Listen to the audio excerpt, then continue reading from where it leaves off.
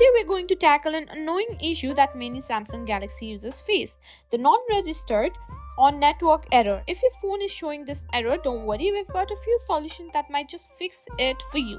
So let's get started. The first thing you should try is the simplest, restarting your phone. Sometimes a quick reboot can resolve minor network issues. Press and hold the power button until the power menu appears and tap on restart and wait for your phone to reboot. Once your phone restarts, check if the network error is resolved. If restarting didn't help, the next step is to reinsert your SIM card. This can often reset your network connection. Power off your phone. Use the SIM ejector tool to remove the SIM card. Wait for a few seconds and then reinsert it. Turn your phone back on and see if the error persists.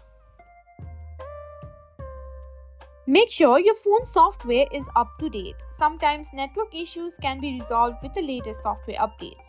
Go to Settings, then Software Update and tap on Download and Install.